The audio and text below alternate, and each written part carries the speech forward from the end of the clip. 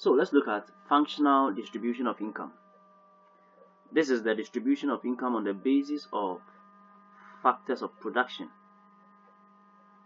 It is an attempt to explain the share of total national income that each factor of production receives for contributing to productive activities.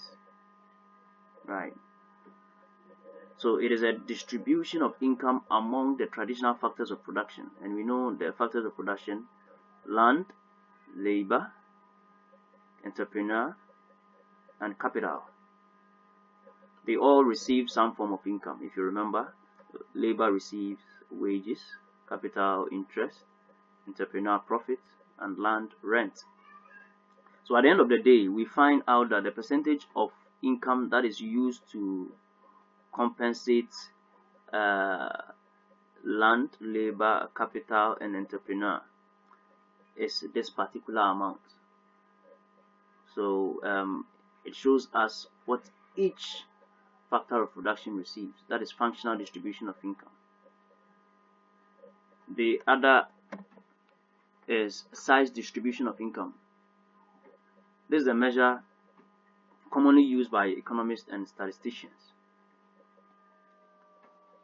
It is also popularly used and or monitored by businesses. It deals with individuals and households and the proportion of national income they receive.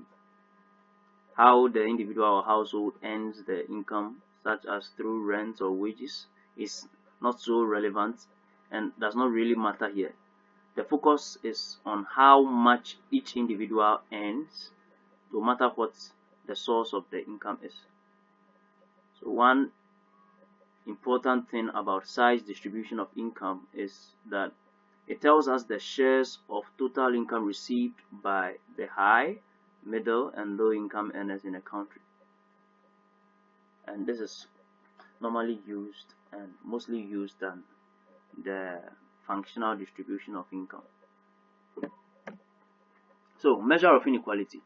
The most frequently used statistic for measuring inequality of or income distribution is called the Gini coefficient or concentration coefficient. So the Gini coefficient is usually between 0 and 1. So you can have 0, 0.2, 0.5, 0.6, 0.7. The 0 means perfect equality.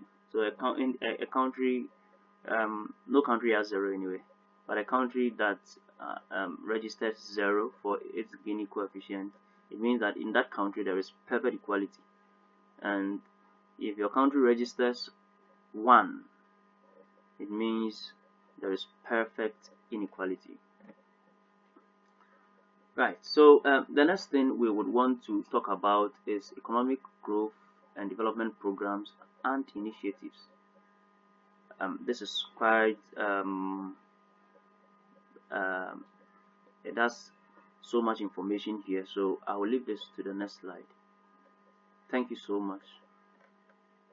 Let's look at the video in the next slide.